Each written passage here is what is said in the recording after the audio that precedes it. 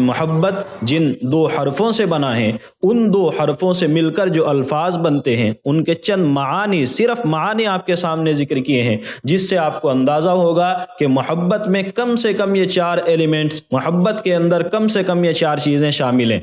ایک، کسی جگہ پر جم گیا تو اب وہ چیز وہاں سے ہٹتی نہیں ہے، محبت کے اندر یہ خوبصورتی پائی جاتی ہے۔ دوسرے، کہیں پر جب آ جائے تو اس چیز کو ٹکنے نہ دے، چنانچہ محبت بھی جس شخص کے دل میں آ گئی ہے اس شخص کا چین سکون خراب کر دیتی ہے۔ تیسری چیز الظہور والعلو، کہ وہ چیز اس میں جب آئی ہے تو ظاہر ہونا چاہتی ہے، ابھر کر سامنے آنا چاہتی ہے، اور محبت ایسی ہی ہے کہ جب دل میں آ جاتی ہے تو پھر ابھر کر خود سامنے آتی ہے، آپ کو بیان کرنے کی، الفاظ سے کہنے کی ضرورت نہیں پڑتی ہے۔ اور چوتھی چیز، جب محبت آ گئی تو اب کسی بھی چیز کی گنجائش وہاں نہیں رہتی، صرف محبوب رہے گا، کوئی دوسرا آدمی اب وہاں دل میں نہیں آ سکتا ہے۔ تو یہ چند معانی آپ سمجھ گئے ہوں گے۔ اگلے مرحلے کی طرف ہم بڑھتے ہیں اور جاننے کی کوشش کرتے ہیں محبت کے چند مراحل، محبت کے چند اسٹیجز کیا ہیں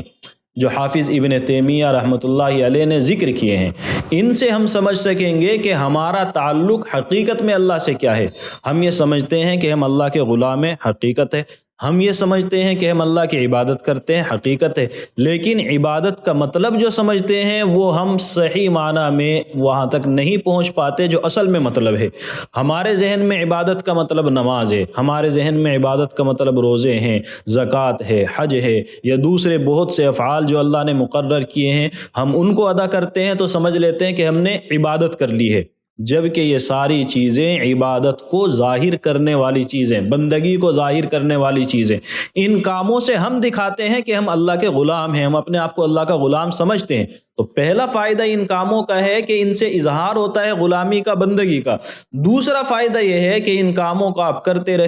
رہیں، اصل عبادت جو ہوگی وہ آپ کے دل میں آہستہ آہستہ آ جائے گی۔ آپ کسی چیز کی حقیقت دل میں اتارنا چاہیں، اس کے بارے میں کام کرنے لگیں، جو چیزیں اس سے جڑی ہوئی ہیں ان کو اپنی زندگی میں لے آئیں، تو آہستہ آہستہ اس کی حقیقت آپ کے دل میں آتی ہے۔ تو یہ افعال اگر ہم اخلاص کے ساتھ، دل کے سچے جذبے کے ساتھ کرتے ہیں تو اللہ کی اصل بندگی، اصل اللہ کی غلامی ہمارے دل میں آتی ہے۔ تو وہ غلامی حقیقت میں کیا ہے، وہ عبادت اصل میں کیا ہے، جس کو ہم عبادت سمجھتے ہیں وہ حقیقت نہیں ہے، تو پھر حقیقت کیا ہے؟ اس لیے حافظ ابن تیمیہ رحمۃ اللہ علیہ کے ذکر کیے گئے ان مراحل کو ہم سمجھتے ہیں۔ انہوں نے کہا کہ محبت کے چند مراحل ہیں جو ہمیں اپنے محبوب کے ساتھ تعلق کی شدت اور کمی کو ظاہر کرتے ہیں، ہم اپنے محبوب سے محبت کے مرحلے میں کہاں ہیں۔ چنانچہ انہوں نے کہا کہ محبت کا پہلا اسٹیج، محبت کا پہلا مرحلہ ہے العلاقہ، کنیکشن۔ کسی شخص کو آپ نے دیکھا، دیکھتے ہی دل کو لگا کہ اس شخص کے اندر یہ صفت، اس شخص کی یہ خوبی کچھ الگ ہے، اس شخص کے لکھنے کا انداز بہت الگ ہے، اس شخص کے بولنے کا انداز کچھ الگ ہے، اس شخص کے دیکھنے کا انداز کچھ الگ ہے، اس شخص کا کردار سارے لوگوں سے الگ ہے۔ تو جب کسی کو آپ نے دیکھا اور دیکھنے کے بعد دل اس کی طرف جھکا، آپ کو ہلکا سا تعلق ہوا، اس کو ہم کہتے ہیں کہ یہ محبت کا پہلا درجہ ہے۔ چنانچہ جس شخص کو اللہ نے ایمان کی توفیق دینی ہوتی ہے، جو شخص اللہ کے قریب آنے والا ہوتا ہے، پہلا مرحلہ اس کے لیے یہی ہوتا ہے کہ دین کی کوئی بات کسی سے سنی تھی، کسی دیندار شخص کا کوئی عمل اس نے دیکھا تھا، دیکھنے کے بعد میں کہا کہ یہ دین جو اس شخص کا ہے، جس دین پر یہ شخص عمل کر رہا ہے اور اس عمل کے نتیجے میں یہ کام اس نے کیا ہے، تو وہ دین بالکل غلط ہو، وہ دین وہ جو لوگ اس کو پیش کرنے کی کوشش کر رہے ہیں یہ نہیں ہے، مجھے اس کے بارے میں جاننا چاہیے۔ تو جہاں یہ مرحلہ انسان کے لیے آتا ہے وہ محبت کا پہلا اسٹیج ہے۔ اس کو آپ اپنے حرام راستوں پر بھی اپلائی کر سکتے ہیں، اپنے حرام طریقوں میں بھی دیکھ سکتے ہیں کہ کسی شخص کو دیکھا، دل کے اندر ہلکا سا خیال آیا، تو یہی وہ کنیکشن اور یہی وہ تعلق ہے جس کو کہتے ہیں حافظ ابن تیمیہ العلاقہ۔ دوسرا اسٹیج محبت کا وہ ہے جس کو ہم کہتے ہیں الصبابہ۔ جب کسی شخص کو دیکھنے کے بعد تعلق ہوا اور اب دل اس کی طرف آگے بڑھنے لگا، دل پگھلنا شروع ہو گیا، ایک قسم کی بے قراری دل کے اندر آنے لگی، محبوب کی تڑپ اور اس کی یاد دل کو گرم کرنے لگی۔ یہ وہ اسٹیج ہے جہاں دل کہتا ہے کاش ایک بار اور بات ہو جائے، کاش ایک مرتبہ اور دیدار ہو جائے۔ یہ مرحلہ پہلے سے کچھ زیادہ آگے بڑھ جاتا ہے۔ اس کے بعد آتا ہے تیسرا مرحلہ جس کو ہم کہتے ہیں الغرام۔ غرام کا مطلب ہوتا ہے کسی چیز کے ساتھ چمٹ جانا، اب اس کا پیچھا نہ چھوڑنا۔ چنانچہ عربی کے اندر قرض کو کہتے ہیں غرام، کیونکہ جس شخص کے ذمے ایک مرتبہ قرضہ ہو گیا، جب تک ادا نہیں کرے گا نہ قرضہ پیچھا چھوڑے گا اور نہ وہ شخص پیچھا چھوڑے گا جس کا قرضہ ہے، مسلسل آپ کے ساتھ چپک کر کے رہے گا، وہ آپ کو کہیں بھی سکون سے جینے نہیں دے گا۔ یہی چیز، یہی لفظ اللہ تعالیٰ نے جہنم کے عذاب کے لیے ذکر فرمایا، ان عذابہا کان غراما، کہ جہنم کا عذاب چمٹ جانے والا ہے۔ ربنا اصرف عنا عذاب جہنم، اے ہمارے رب ہم سے جہنم کے عذاب کو دور کر دے، ہماری اس عذاب سے حفاظت کر، کیونکہ ایک مرتبہ پیچھے پڑ گیا پھر آسانی سے چھوڑے گا نہیں۔ یہ محبت کے مرحلے میں جب غرام آتا ہے تو یہ وہ مرحلہ ہے جہاں بات صرف پسند ناپسند کی، دل کے میلان کی نہیں ہوتی۔ اب آدمی ہر وقت محبوب کے خیال میں کھویا رہتا ہے، دل ہر وقت اسی کی بات کرتا ہے، آدمی کا اپنے کام پر فوکس ڈسٹرب ہونے لگ جاتا ہے اور دوسروں کی باتیں اب اس کو سنائی نہیں دیتی، آدمی خود کو کھونے لگتا ہے، آدمی کے ذہن، اس کے جذبات اور توجہ سب اب اپنے محبوب کے قبضے میں ہوتی ہے۔ چوتھا مرحلہ ہے عشق، یعنی وہ محبت جس کے اندر انسان بالکل ڈوب جاتا ہے، اپنی ذات کو بھول جاتا ہے، اپنی بھوک پیاس کو بھول جاتا ہے، اور اب وہ شخص سونے کی کوشش کرتا ہے لیکن اب سونے اور آرام کی حالت میں وہ باقی نہیں رہتا، اسے نیند نہیں آتی، جسے ہم عشق کہتے ہیں۔ یہی عشق جب انتہا کو پہنچتا ہے تو اب یہ عبادت بن جاتا ہے۔ آپ ان دونوں چیزوں کو سمجھیں یا نہیں، بہت آسان مثال آپ کے مطلب کی میں دیتا ہوں۔ آپ نے گانے سنے ہوں، ان گانوں کے اندر ایک شعر یہ آتا ہے، تجھ میں رب دکھتا ہے سجدے سر جھکتا ہے۔ دو لفظ اس شاعر نے اپنے گانے میں کہے ہیں، تجھ میں رب دکھتا ہے سجدے سر جھکتا ہے، اور وہ شخص وہاں کوئی پوجا پاٹ عبادت کرنے نہیں گیا ہے، وہ شخص اپنی محبت کو ظاہر کر رہا ہے، یعنی وہ کہہ رہا ہے کہ اب میری محبت اس مرحلے پر آ گئی ہے کہ تیرے سامنے بندگی کرنے کو دل چاہتا ہے، عبادت کرنے کو دل چاہتا ہے۔ تو یہی تو ہم نے کہا کہ جب محبت آخری اسٹیج پر آتی ہے تو وہ بندگی اور غلامی اور عبادت بن جاتی ہے۔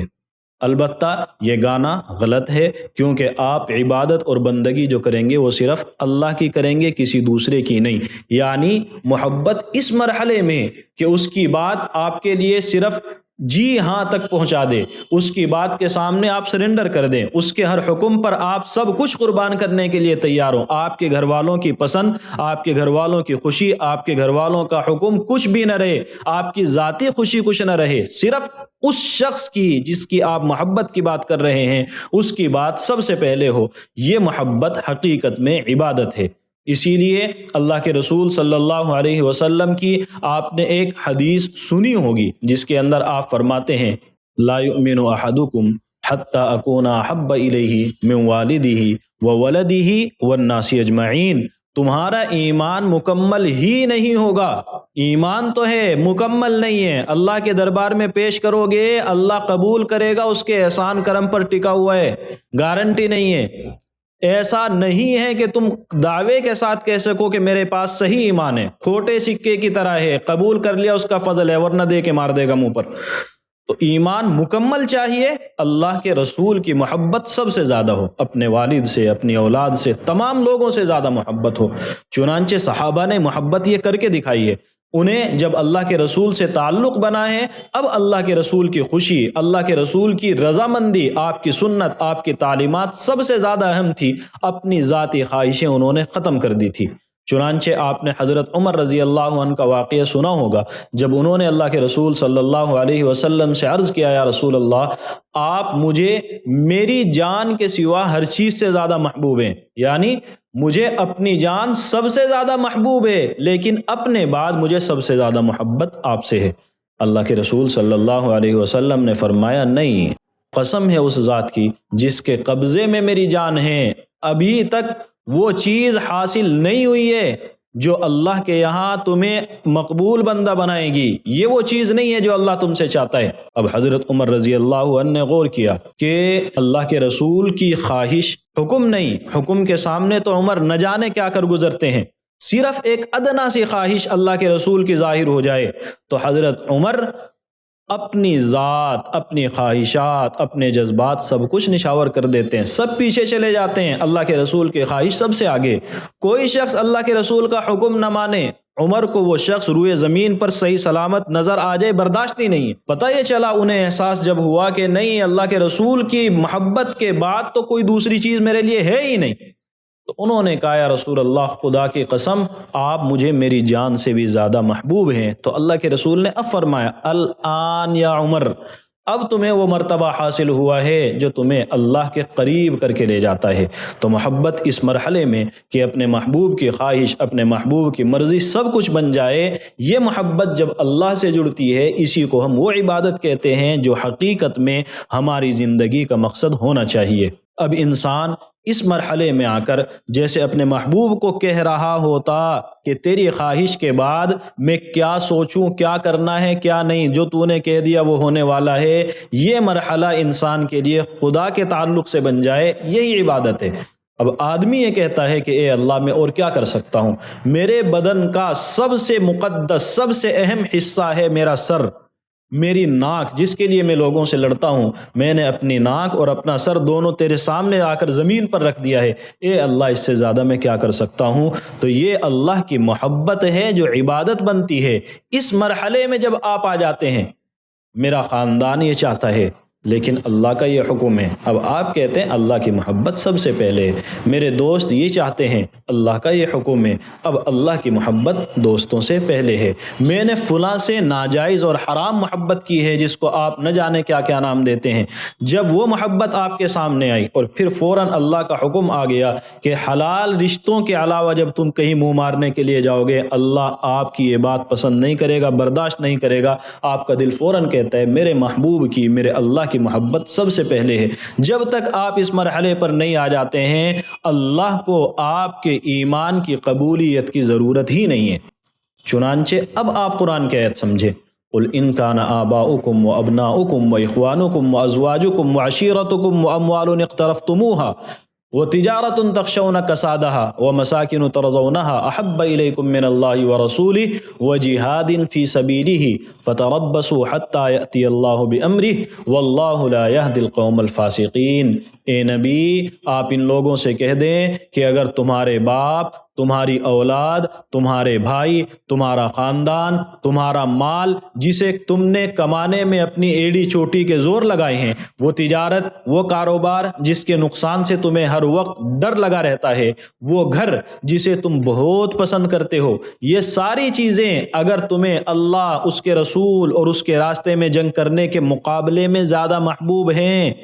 تو پھر اپنے خیر مناؤ، اللہ کے حکم کا انتظار کرو، اللہ اپنا حکم لے آئے گا، اپنے عذاب کو تمہارے اوپر مسلط کرے گا، اس کے بارے میں سوچو۔ بنیاد صرف یہ کہ یہ ساری چیزیں اللہ سے زیادہ محبوب ہو گئی، تو ہم یہ سمجھتے ہیں کہ آدمی کی محبت تو اس کا نیچر ہے، اس کی فطرت ہے، نہیں۔ جب آپ نے محبت کے مراحل دیکھے، شروع میں کنیکشن، اس سے آگے بڑھ کر کے اس کے ساتھ دل کا زیادہ جھکاؤ ہوا، پھر آپ جو ہے اس کی باتوں کے اندر ایسے گم ہو گئے کہ آپ کو کچھ نظر نہیں آ رہا ہے، اور آخری مرحلے میں آپ کا سر اس کے سامنے جھکنا شروع ہو گیا۔ اس آخری اسٹیج پر جب محبت ہوتی ہے، یہ محبت عبادت ہے اور یہ صرف اللہ کا حق ہے۔ اگر اس حق کو آپ کہیں اور لے کر کے جاتے ہیں تو آپ اللہ کے حق کو مارنے کی کوشش کرتے ہیں۔ آج کے سیشن میں اتنا ہی رکھتے ہیں، آگے ہم یہ سمجھیں گے کہ یہ سب سے گہری محبت اللہ سے کیوں ہونی چاہیے۔